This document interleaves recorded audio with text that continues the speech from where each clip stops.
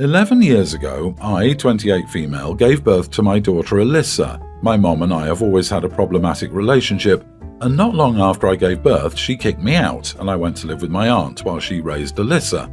I went to college in another state after, and though I've seen Alyssa since then, my relationship with my mom prevented me from being there for her. Since I graduated, I've managed to start a pretty successful business, and my fiancé and I are currently purchasing our first home. I'm ready to be a mom now, and I really want to support my daughter.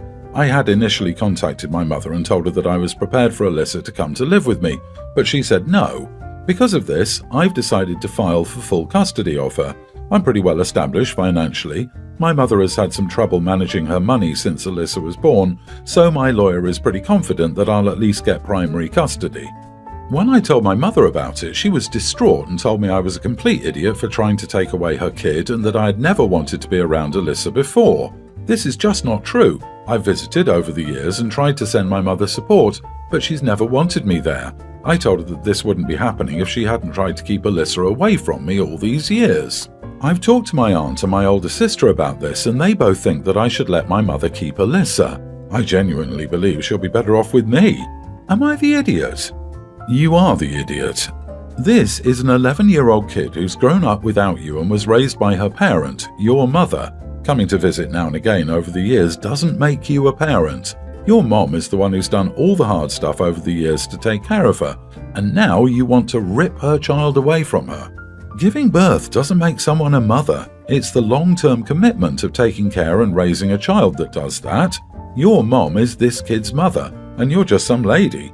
If you're concerned about your mom's finances and how that will affect her kid, send her some child support or something and help her get her child what she needs while taking steps to introduce yourself more into her life as a friend. Don't try to rip her away from her parent just because you may be legally able to, though. I have offered help many times before. Like I said in a previous comment, she's refused to accept my money on multiple occasions, and she's been sending back cards and presents I sent Alyssa for years. You are the idiot. Not once did you mention what Alyssa wanted or preferred. Also, feel like we aren't getting the full story because why is your mom trying to keep you away? Why did she kick you out? There's so much missing here. No matter what, you need to ask Alyssa what she wants. That's all that matters here. You don't get to just decide you're ready to be a parent and have a person whose life you haven't been in for over a decade all of a sudden be your child. You are the idiot for this. I'm ready to be a mom now. That's not how it works. You know why you are fairly well established financially and your mom has had trouble managing her money since Alyssa was born, because she has been raising your child. Don't rip this child away from her grandmother. If the court grants you custody by some miracle, you need to set up a schedule where she slowly transitions to your home. My mom and I have never really gotten along. We had a major falling out when I got pregnant with Alyssa, though I'm pretty sure it was just an excuse to finally get rid of me. I tried to make things work for a while, but she was always very combative towards me and didn't want me around Alyssa because she thought that because I was a young mom, I was irresponsible and didn't deserve to see her. I've been mostly no contact for about 3 years, up until a couple of months ago. Everyone's the idiot here. Your mother for keeping you from Alyssa all of these years and kicking out an underage daughter. You for deciding you're now ready to be a parent 11 years down the line and being so willing to rip Alyssa away from the only parent she's ever known, her friends, her life. There's no way she won't resent you if you do get full custody. She likely will resent you for even just trying. There are no winners in this situation, but Alyssa loses no matter what happens, and I feel awful for her. So I've been dating my ex-fiancée Sophie for 4 years before she got engaged. I really loved her and we had amazing chemistry. We were so in sync. I proposed last year and we were getting ready for a small wedding in January. 3 years before the wedding, I was in the house and my girlfriend had gone out with her friends. She has an 11-year-old dog which she loves a lot. The dog wanted to go out for a bit, so I opened the door to the front yard. What I forgot was that my girlfriend told me to close the gate behind her. She came back half an hour later and asked me where the dog was. I told her I let him out in the front yard like I always did. She told me he wasn't there and the gate was still open. I then realized I messed up and began apologizing. She had a complete meltdown and started throwing all kinds of slurs at me. I went and searched for an hour. We then got into an argument because I lost the dog. It wasn't an argument, she just scolded me. I then told her it's fine, someone will find him and return him. She got really upset, but like I said, we found her dog in 2 days. I thought everything was good, but she sat me down and told me she couldn't see a future with someone like this. I was floored and begged her to reconsider, but she told me she wanted out. It's been 3 months and my bros have been supporting me. I've finally gotten over her and I'm ready to look into my future. I then got a call from my ex and she told me she'd made a mistake and that she missed me every day and regretted it. I used to love her, but I'm not sure if I can ever trust her again. My friends told me I'm lucky she showed her true colours before putting a ring on her. I can see both sides and frankly think you should stay broken up. Your side, it was an honest mistake, that was resolved. Her side, what if that had been a toddler? How can he be so irresponsible, lack empathy, and generally not care that old dependent was out on the street, cold, hungry and alone because of your carelessness? When looking at a life partner, she had the same emotional reaction as if she lost her child unless she's child-free. Stay away from each other. You don't match well. I'd have been livid with you if you lost one of my dogs too, but the fact that she was throwing all kinds of slurs at you and then dumped you after she calmed down and after she got her dog back have me agreeing with your friends. You dodged a bullet by seeing this before you tied yourself to her legally. You also said you've finally gotten over her and are ready to move on, so you have multiple reasons not to take her back and no good reason at all for trying again with her. Text her, seriously I wouldn't even call her, and tell her that you wish her well, but you have realised that ending things was the right call and have no interest in trying to rebuild a future with her. Move on, you dodged a mistake here. This was an honest mistake that you tried to rectify, and even though it had a happy ending, she wanted to hold it against you. I love my dog to death, more than most humans in my life to be honest, and although I'd be upset at the moment, I couldn't hold something like this against someone if indeed it was an accident, and that person apologised and tried to help fix the situation, which you did. If she's ready to throw your relationship over this, she'll do it again over something easily rectified. My son has always had a kind of attitude. He isn't a bad kid and means well ultimately, he just sasses a lot and is very sarcastic. I think he gets a lot of it from my dad, so I've learned to see it as normal. I got a call the other day and I had to go into his school about an apparent issue. Some woman and her daughter were there, so I was concerned he did something significantly worse than it turned out to be. Evidently, he's been teasing this girl for the past few weeks. They're in the school play together, and my son's been interacting with her in his usual way every rehearsal. Mostly some barking, some silly names, kid stuff like that. The worst thing he seems to have done was to tug at her bra strap a handful of times. Still, the school has its policies, and now I'm here for this. At this point, I'm kinda just ready to have him apologise and try to knock it off. However, I guess I was parenting my own child the wrong way because the girl's mom was heated. She criticised my son quite aggressively. She demanded something from me. I think she wanted me to be harsher with him, but I just didn't really see the point of doing so. He's literally just a kid and the whole tearing down thing has never been what I'm good at. Mind you all, this girl isn't scared or traumatised by any of this. At best, she's annoyed, understandable, I get her side. So her mother being this dramatic and egging on my kid was utterly unnecessary. I try not to argue with her or really talk to her as I try to navigate the rest of this meeting.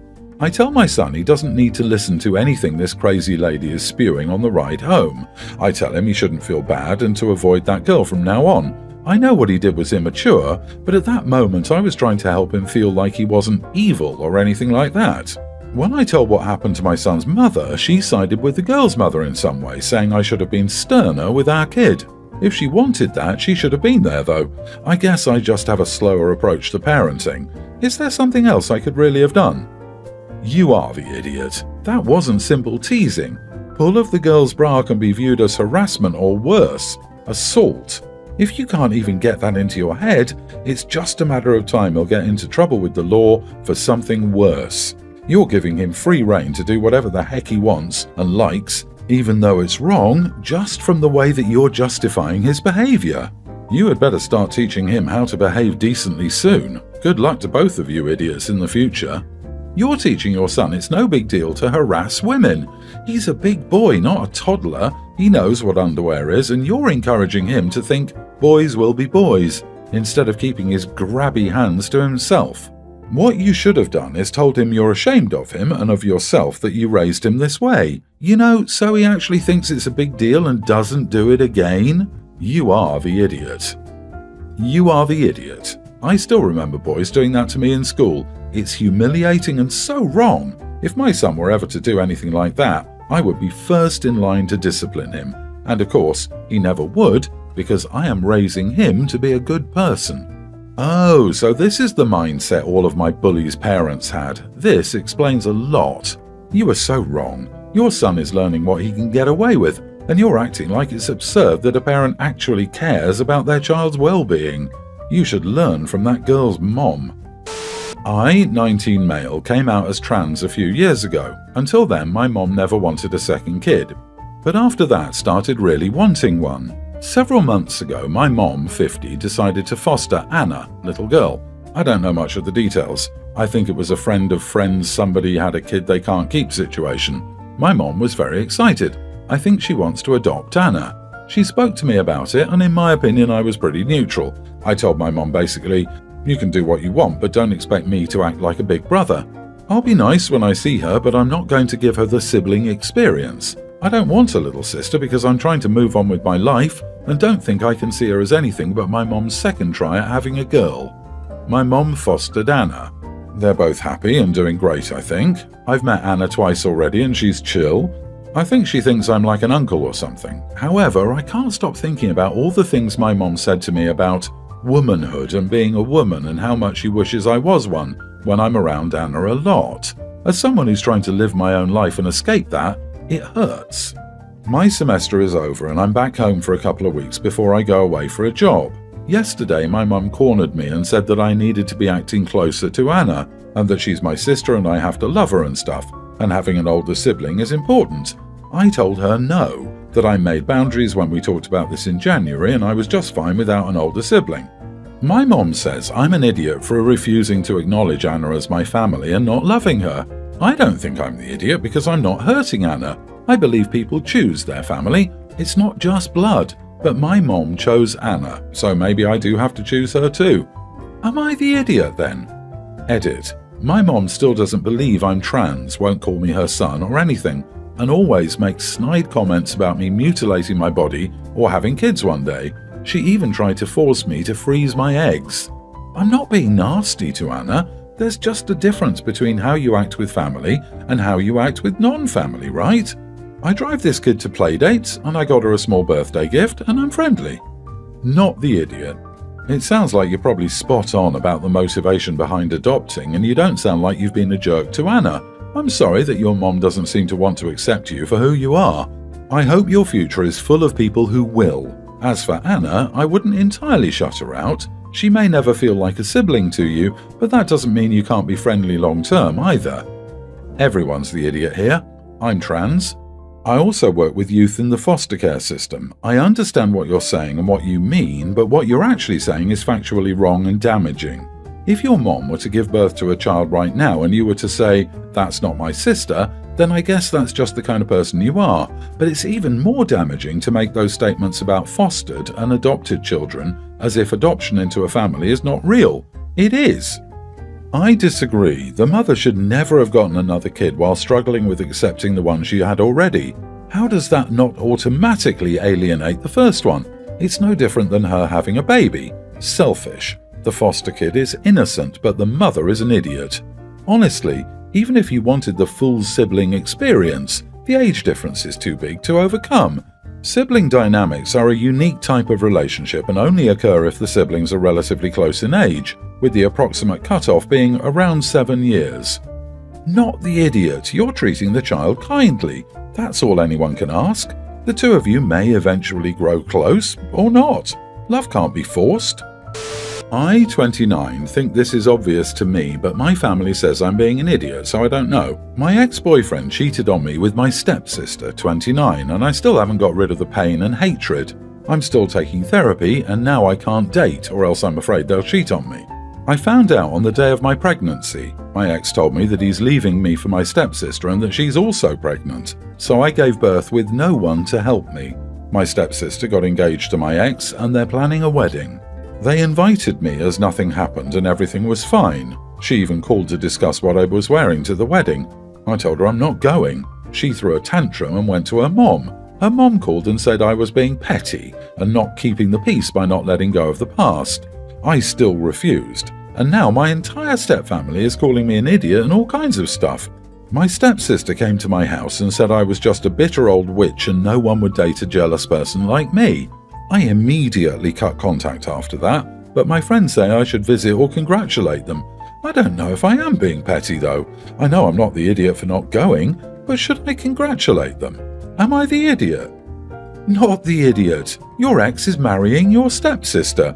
There is no way in the world you would be able to drag me to that wedding if I was in your shoes. To be honest, I'm amazed you have contact with your stepfamily. I would have dropped them and any so-called friends who tell you to go to the wedding. Nope, not the idiot. You just have a horrid family and apparently need some new friends. You don't visit a cheating ex. You don't congratulate a cheating ex. That's not a normal expectation. You don't go to the wedding of your cheating ex and betraying sister. You are not obligated to keep the peace that your stepsister destroyed. You're not being petty by avoiding the people that made a choice to cause you pain.